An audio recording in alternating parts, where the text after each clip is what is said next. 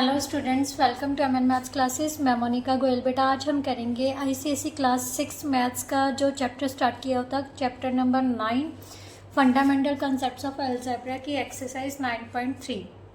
Last video में बेटा exercise 9.3 के फर्स्ट 4 क्वेश्चंस अटेम्प्ट कर लिए थे। आज हम नेक्स्ट क्वेश्चंस कंप्लीट करेंगे क्वेश्चन नंबर 5 से लेकर क्वेश्चन नंबर 9 तक, जिससे कि आपकी ये एक्सरसाइज पूरी तरह से कंप्लीट हो जाएगी। राइट बेटा, 9.3 एक्सरसाइज स्टार्ट करने से पहले मैंने कुछ कंसेप्ट क्लियर करवाए थे, वो ज़रूर क्लियर करना। अगर मैंने बार बार बोलती हूँ, अगर जितनी बार मतलब जब तक आपको कंसेप्ट क्लियर नहीं होगा तब तक एक्सरसाइज करने का कोई फ़ायदा नहीं है।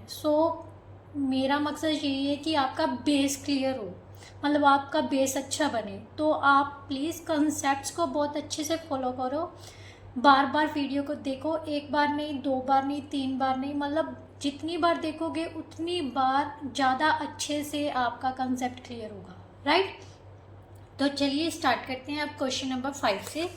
टाइम नहीं वेस्ट करेंगे। हाँ, अगर कंटेंट अच्छा लगा, समझ आया, तो प्लीज़ वीडियो को अपने फ्रेंड्स के साथ ज़रूर शेयर कर दिया कीजिए। राइट, तो चलिए स्टार्ट करते हैं क्वेश्चन नंबर 5 से। क्वेश्चन नंबर 5 का फर्स्ट पार्ट क्या है बेटा? हर क्वेश्चन के फर्स्ट 3 पार्ट्स ही हैं जो आपके सिलेबस में है। Identify the terms and their factors in each expression. इसका फर्स्ट पार्ट क्या कहता है? -2x + 3। वो कह रहा है कि सबसे पहले तो टर्म्स को आइडेंटिफाई करना है, देन उसके फैक्टर्स।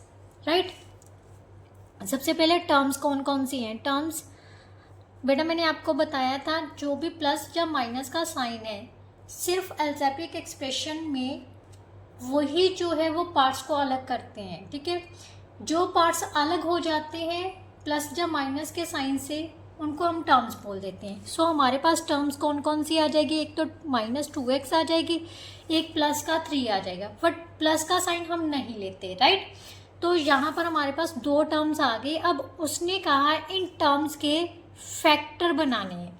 तो फैक्टर्स कौन कौन से हैं? फैक्टर्स ऑफ -2x कौन से हो जाएंगे? एक तो -2 हो जाएगा न्यूमेरिकल, और वेरिएबल वाला कौन सा हो गया? x। राइट, और फैक्टर्स ऑफ 3 कौन से हो जाएंगे? टर्म 3 के only 3। Right, so these are the factors of -2x and 3। Right, now next बेटा, नेक्स्ट हमें क्या दिया हुआ है? सेकेंड पार्ट है 2x - 3xy। राइट, अब इसकी हमने सबसे पहले टर्म्स लिखनी है। राइट, टर्म्स कौन कौन सी हो जाएंगी? एक तो 2x हो गई बेटा, एक क्या हो गए? -3xy। अब इन टर्म्स के हमने फैक्टर्स लिखने हैं। फैक्टर्स लिख लो। किसके? सबसे पहले फैक्टर्स ऑफ 2x। 2x के फैक्टर्स कौन कौन से हो जाएंगे? एक तो 2 हो गया, एक क्या हो गया? x हो गया। राइट, अब फैक्टर्स ऑफ किसके लिखने हैं हमने? Factors of -3xy। तो इसका कौन कौन सा? एक तो -3 हो गया, एक x हो गया और एक y हो गया। राइट, अगर आप देखो तो इसको ऐसा भी लिखा जा सकता है -3 और xy, बट xy के भी आगे फैक्टर्स है, सो वो हमने लिख लिए। राइट, तो नेक्स्ट हमारे पास क्वेश्चन नंबर 3 में पार्ट 3 है, जो 5th का क्वेश्चन नंबर 5 का third part, 4p - 5p² cube. Right, सबसे पहले टर्म्स लिख लेते हैं। टर्म्स कौन कौन सी है बेटा? 4p and -5p² cube. Right, अब 4p के फैक्टर्स पता करने हैं। फैक्टर्स ऑफ 4p कौन कौन से हो जाएंगे? 4 और p। Right, factors of -5p² cube के क्या हो जाएंगे? -5p² और क्यूब। राइट, अब p² को कैसे लिख सकते हैं हम? p और p 2 टाइम्स है तो 2 टाइम्स लिख देंगे। क्यू कितनी टाइम्स है? 3 टाइम्स, तो 3 टाइम्स लिख दो। So these are the factors of -5p² cube. Right, सबसे पहले ऐसे लिखना है, फिर ऐसे लिखना है, ताकि आपको कंफ्यूजन क्रिएट ना हो बेटा। p की पावर 2 है तो इसको 2 टाइम्स लिखते हैं। क्लियर? नाउ नेक्स्ट क्वेश्चन बेटा, क्वेश्चन नंबर 6 में उसने कहा है write the numerical and literal coefficients of each monomial. हर एक मोनोमियल का न्यूमेरिकल कोफिशिएंट भी लिखना है और लिटरल क्या होता है? Variable coefficient. सबसे पहले हमें क्या दिया हुआ है बेटा? -2p² Q square and R square. तो सबसे पहले हम लिखेंगे numerical coefficient, right. Numerical coefficient, numerical coefficient means number वाला कोफिशिएंट, और नंबर वाला कोफिशिएंट क्या है हमारे पास, जस्ट -2, राइट। अब हमने लिखना है लिटरल कोफिशिएंट और वेरिएबल कोफिशिएंट। लिटरल कोफिशिएंट क्या हो जाएगा, अब न्यूमेरिकल वाले कोफिशिएंट को छोड़ दो, बाकी क्या बचे हैं हमारे पास, पी स्क्वायर, क्यू स्क्वायर और R square, right. So that is our answer. Now next उसने क्या कहा है, ये तो फर्स्ट पार्ट था 6 का, सेकंड पार्ट है बेटा -4xy। Numerical coefficient, numerical coefficient किसके इक्वल है बेटा, -4 के, और लिटरल कोफिशिएंट किसके इक्वल है, -4 को छोड़ दो, बाकी क्या बच गया, xy। क्लियर। अब थर्ड क्वेश्चन है जो वो थोड़ा सा आपको अजीब सा लगेगा, राइट। तो यहाँ पर बेटा हमने लिटरल और न्यूमेरिकल, अब यहाँ पर बताइए कि न्यूमेरिकल वैल्यू क्या है और लिटरल वैल्यू क्या है। ध्यान से देखो बेटा, अगर हम देखें तो हम -3/7, क्योंकि ये पूरा न्यूमेरिकल वैल्यू आ रही है और a नीचे की तरफ है, इसको हम 1/a लिख सकते हैं, क्योंकि दोनों को मल्टीप्लाई करेंगे तो हमारे पास यही आ जाएगा, ठीक है। अब हम इसको अलग अलग कर सकते हैं, तो हमारा न्यूमेरिकल कोफिशिएंट क्या हो जाएगा बेटा, न्यूमेरिकल कोफिशिएंट किसके इक्वल आ जाएगा बेटा, -3/7, क्योंकि ये पूरे का लेना है। अब कई बच्चे ना यहाँ पर a लिख देंगे, बेटा नहीं, a जो है वो डिनोमिनेटर में है, तो डिनोमिनेटर में है तो न्यूमिनेटर उस टाइम पे हम क्या लेंगे, 1, राइट।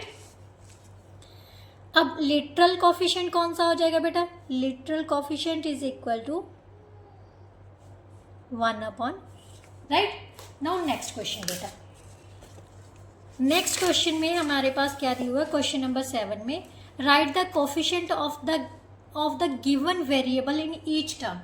बेटा हर वेरिएबल, जो भी वेरिएबल दिया हुआ है ना, उसने उस वेरिएबल का कोफिशिएंट पता करना है। बेटा किसी भी चीज़ का कोफिशिएंट पता करना होता है ना, तो उसको छोड़ के बाकी जो भी टर्म में आ रहा है, उस टर्म में जो भी कुछ आ रहा है, वो सारा उसका कोफिशिएंट होता है। मैं आपको बताती हूँ, क्वेश्चन नंबर 7 का फर्स्ट पार्ट है हमारे पास, उसने कहा है x in -8xy², means coefficient of x पता करना है हमने, ठीक है। कोफिशिएंट ऑफ x को छोड़ दो, बाकी क्या बच गया, -8 बचा है और y² बचा है, तो ये क्या हो गया, कोफिशिएंट ऑफ x, राइट। इसी तरह से सेकंड पार्ट क्या है, p/q² r इन p³ q³ और r³। अब यहाँ पर कंफ्यूजन क्रिएट करोगे आप, बेटा हमें क्या चाहिए, p/q² r³, right. Coefficient of p/q² r, right. तो ये चीज़ को हम क्या लिख सकते हैं, ये रफ वर्क में आपको करके दिखाती हूँ, ठीक है। हमें चाहिए p/q², इसको क्या लिख सकते हैं, p³ को p² लिख सकते हैं, p × p², एक पावर 1 है, एक पावर 2, तो पावर 3 बन जाएगी, राइट। तो इसको कैसे, हमें q² चाहिए, तो एक q और q² लिख देते हैं। r को क्या लिख सकते हैं, r × r² लिख सकते हैं। अब हमें चाहिए p/q² और r, यही चीज़ चाहिए, इसको छोड़ देते हैं, p/q² r को छोड़ा तो बाकी क्या बच गया, p² q² और p² q और r², राइट। सो इसका कोफिशिएंट क्या बन गया, p² q और r², that is our answer, right. Now next उसने क्या कहा है, पार्ट 3 में x² y इन -x² y² में कोफिशिएंट ऑफ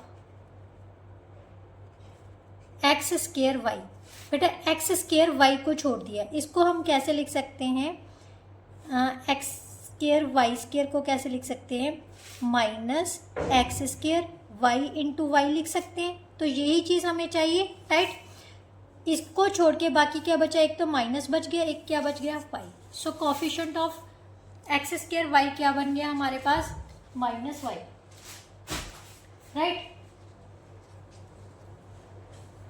तो सेकेंडली इस तरह से बेटा हम किसी का भी क्या पता कर सकते हैं, कोफिशिएंट पता कर सकते हैं, राइट। अब नेक्स्ट क्वेश्चन है जो बेटा क्वेश्चन नंबर 8। क्वेश्चन नंबर 8 में क्या दिया हुआ है, उसने पूछा है state whether the given pair of terms is like और अनलाइक। तो चलिए करते हैं। सबसे पहले 8 का फर्स्ट पार्ट है 3/2x एंड -5x। मैंने आपको कहा है कि लाइक टर्म्स कौन सी होती है, जिनके variable same as it is हों, मतलब पावर्स भी सेम है, वेरिएबल्स भी सेम है, सब कुछ। मतलब अगर 2x की पावर 2 है तो x की पावर 2 में ही होना चाहिए। तो ध्यान से देखो, यहाँ पर जो वेरिएबल्स है दोनों सेम है, राइट। यहाँ पर x की पावर 1 है, यहाँ पर, तो ये कौन सा हो गया, लाइक, ठीक है। ये कौन सा हो गया पेयर, लाइक। उसके बाद उसने पूछा है 5x और 4y। बेटा इसमें देखो वेरिएबल x है, इसमें क्या है y, तो ये क्या हो गया, unlike pair, right. Third one में हमारे पास क्या दिया हुआ है, -3xy और 4yx।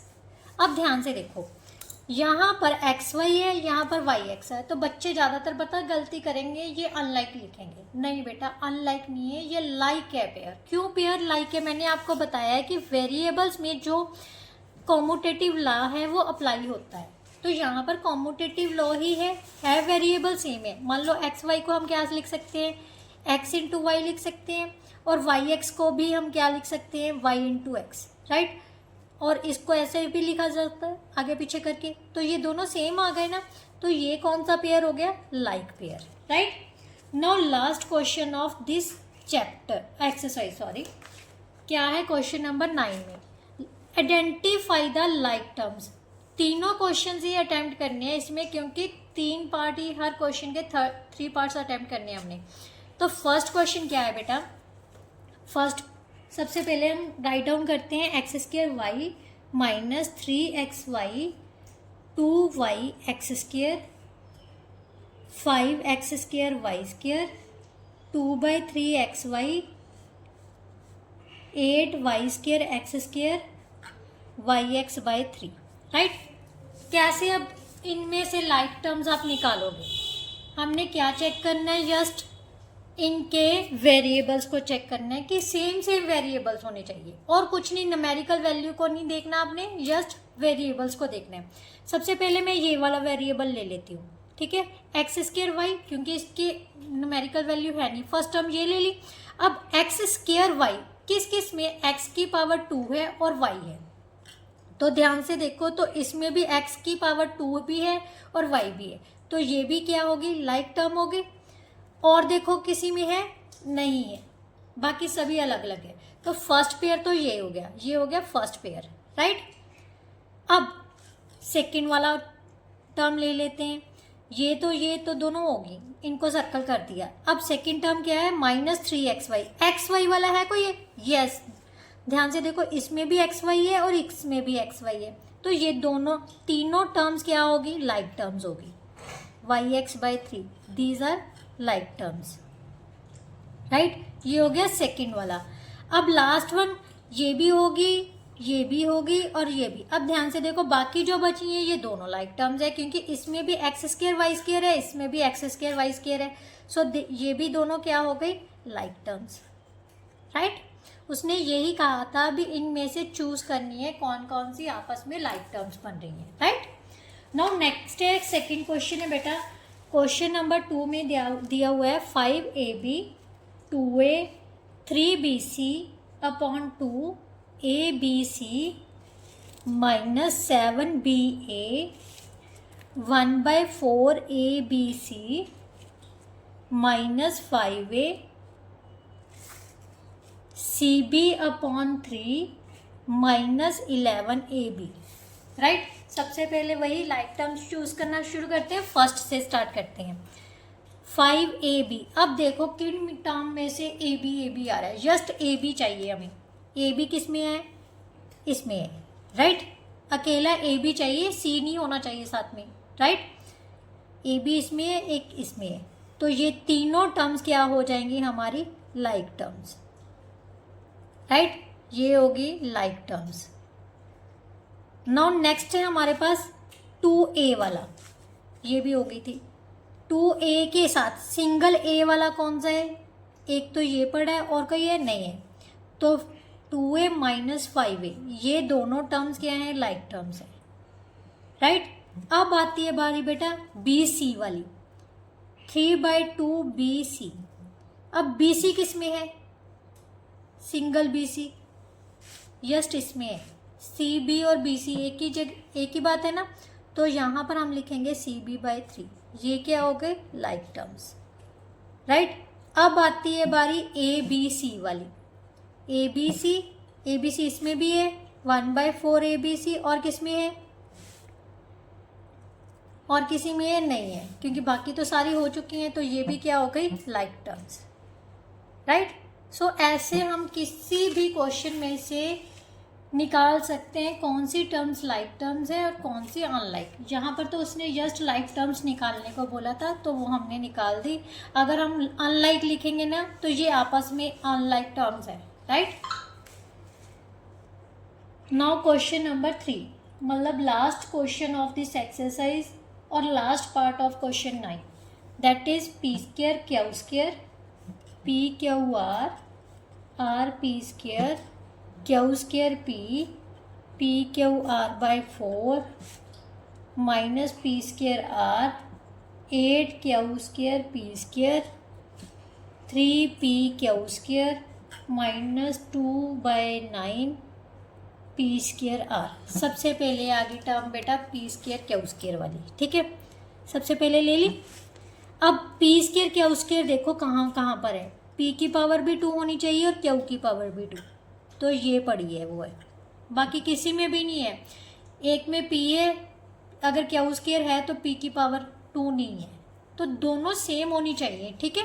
तो ये दो टर्म्स हैं जो लाइक टर्म्स हैं, राइट। फर्स्ट पेयर हमारा ये बन गया।